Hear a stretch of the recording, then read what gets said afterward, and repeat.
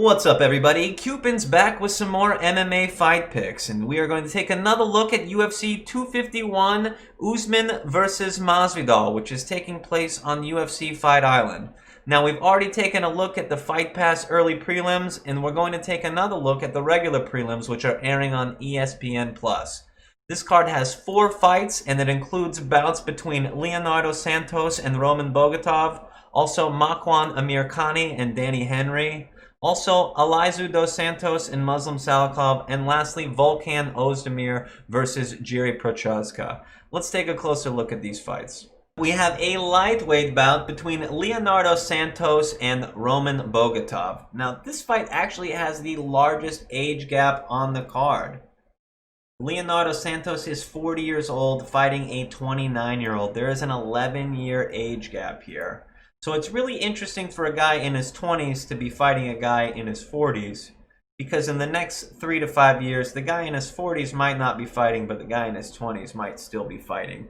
So we'll see here. This is an interesting matchup because of the age gap, and there is a little bit of a height advantage here for Santos, and we don't have reach listed again, but I'm assuming that the difference is probably about the same, around 3 inches. So not a huge deal with the height and the reach, but the age gap is tremendous here. When you have more than a 10-year age gap, the younger guy usually looks good to win. So let's take a look at their records here.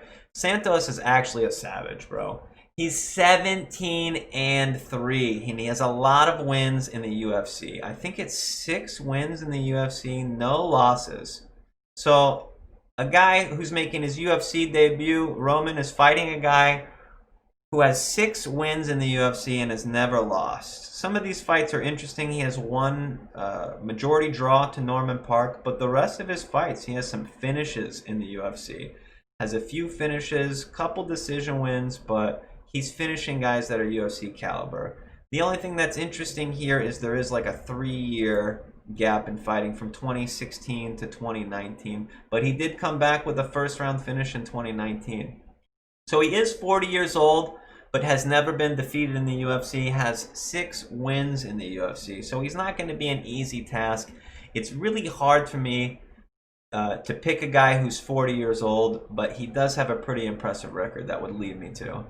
Let's take a look at Roman Bogatov here, who's 10-0. This guy has no losses on his record and will be making his UFC debut here.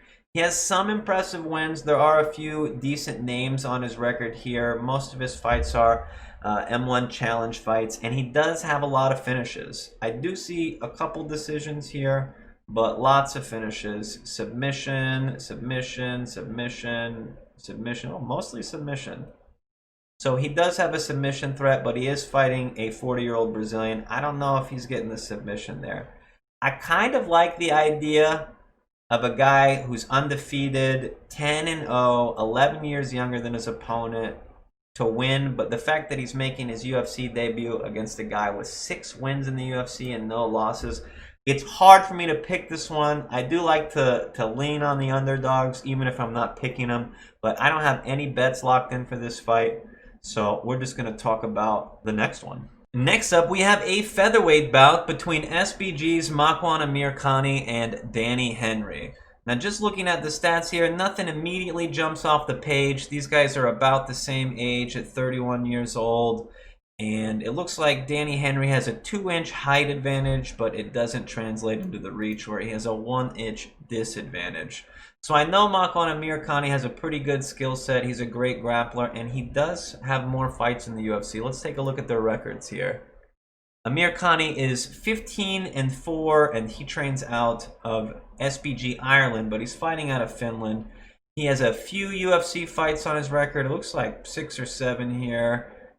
7 fights, 2 losses. One is a split decision to Arnold Allen, and the other he got finished by Shane Burgos, who has a lot of finishes on his record. Looking at the other fights, we see a few submission finishes. We see one finish by flying knee and punches. But I believe Amirkhani has never been finished before. Looks like just that one to Burgos, and there's no other finishes on his record. Or he didn't lose by finish. Let's take a look at Danny Henry here, who's 12-3, fighting out of Scotland. This guy only has 3 fights on his UFC record. 1 loss, which was a submission loss to Dan Ige, and then he has a submission win and a decision loss on his record as well. And before that, some pretty impressive fights. There's a lot of decent finishes on his record. I know I've seen him fight before, but again, it looks like he hasn't been finished other than that 1 submission in the UFC. So both guys are going into this having only been finished once in their most recent fight. So this should be an interesting matchup. I do know that Amirkhani is the favorite. A lot of people are picking him, but I don't have a bet either way on this fight. I think I might be leaning towards Amirkhani, but I don't have anything locked in. Let's take a look at the next one.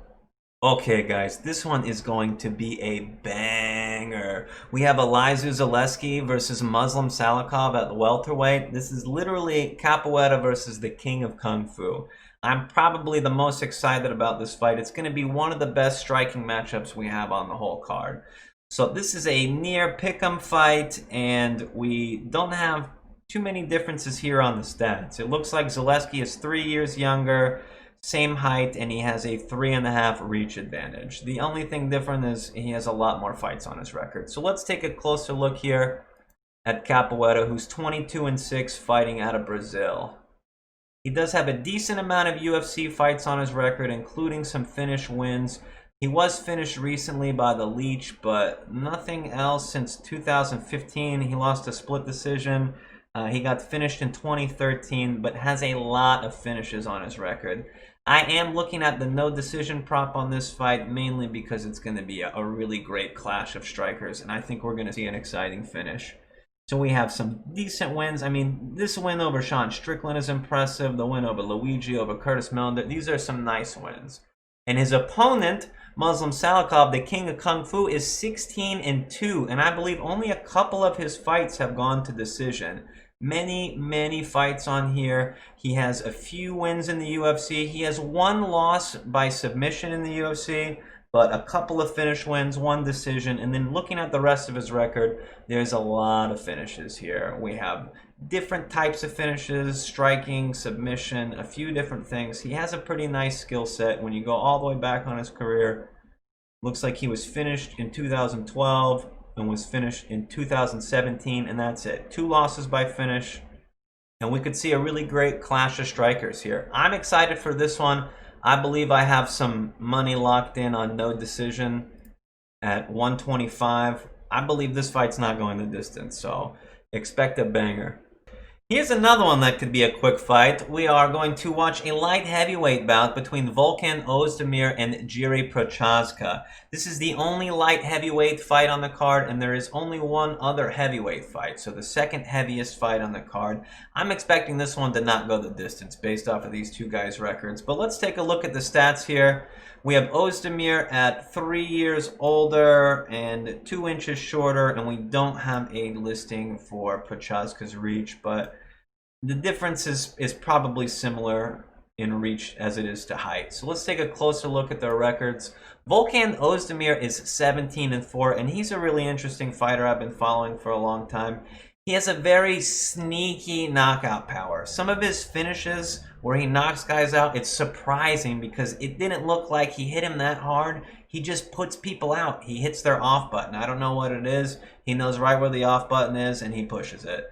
But he has some very impressive wins. I remember when he put Misha Cirkunov away and Jimmy Manuel. It was a 2-month span between the fights, and he comes out with 2 first round finishes. It was so impressive. He has some losses on here, but they're the high-level guys. Lost to DC, lost to Anthony Smith, lost to Dom Reyes, who recently fought for a title. He has a pretty good skill set, and he has a really good ability to finish the fight. And if you look at his losses here, 1 loss to submission, 1 loss to finish. Only 1 of his losses is by decision. So if he loses, he's probably going out. And he's fighting a guy who's making his UFC debut here, Jiri Prochazka, who's got a very impressive record, 26-3 as a light heavyweight, and this will be his UFC debut. That is pretty impressive. He's fighting out of the Czech Republic here. He does have some wins in Risen, and they are over some impressive opponents. I mean, a win over CB Dalloway, Fabio Maldonado. He's got a win over King Mo here, which I believe is a loss he avenged. So that's pretty cool. Lots of wins on his record, lots of finishes. Look at the list here. First round, third round, first round, first round, first round, first round, first round. Lots of first round finishes, lots of finishes in general on his record. His losses are to first round finishes, first round finish loss. No info on this one. But if he loses, he usually loses by knockout. Or do we have a knockout or a submission on here? So I really see this fight not going the distance. I believe I got minus 190 on no decision for this fight, and I loaded up on it. This is a pretty good one. I think I said earlier on the Tibera fight I got 90. I got minus 105 on the Tibera fight. I got minus 190 on this. I mixed up the odds. But this should be a good one. This is one of my favorite fights on the card, and I do have a nice bet on this. So I have a couple of no decision props on the ESPN Plus prelims, this fight, and then the Capoeira versus Kung Fu fight. I have no decision on both, but I don't have any mainline picks and I don't have any other bets in place. But again, I'm probably going to do an update after we watch the weigh-ins. So if you check me out after Friday, I could post an update video, but be sure to check out the other videos on the channel. I already have an early prelims video posted, and I am going to be posting some predictions for the main card. So stay tuned for that. Be sure to subscribe to the channel and check out my other social media. I'll have links below in the description. Thanks for watching.